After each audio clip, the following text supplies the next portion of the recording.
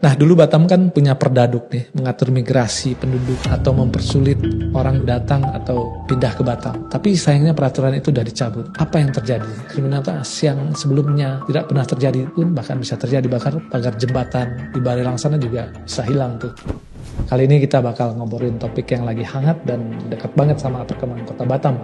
Pasti ada yang sudah dengar nih soal migrasi penduduk Batam. Gimana sih dampaknya buat kota Batam? Apakah Batam perlu menerapkan lagi peraturan daerah nomor 2 tahun 2001 atau yang dikenal dengan sebutan Perdaduk? Mari kita bahas.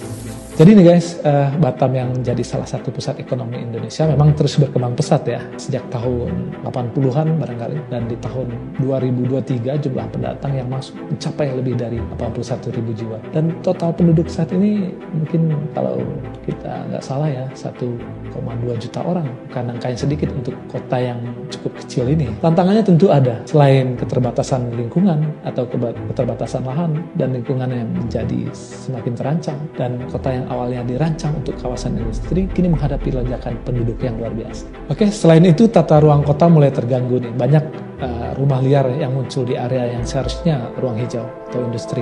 Dan yang gak kalah serius, angka kriminalitas juga cukup tinggi meski ada penurunan dari tahun sebelumnya. Nah, kita bayangkan kalau di tahun 2000-an itu kalian parkir motor di luar tuh gak ada masalah. Parkir mobil atau kabel-kabel listrik juga aman sih dari tindak kejahatan. Tapi di tahun 2023 angka kriminalitas sangat tinggi. Apalagi di tahun ini ya, tahun 2004 yang lalu. Itu angkanya mencapai 2000 kasus tindak pidana yang tercatat di Batam, dengan pencurian sebagai kasus yang paling dominan. Lalu solusi apa nih guys yang harus diambil nih?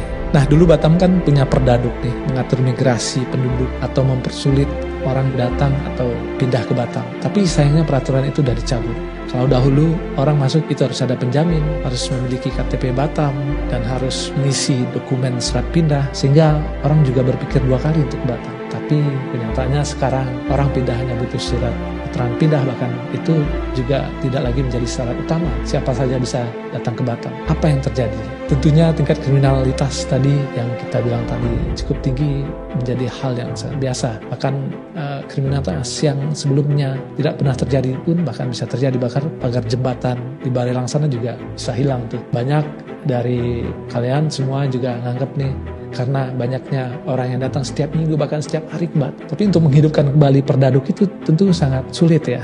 Butuh kebijakan pemerintah yang dari semua lini ya, baik dari legislatif, yudikatif maupun eksekutif, sehingga Batam bisa menjadi lebih nyaman. Gimana nih menurut kalian?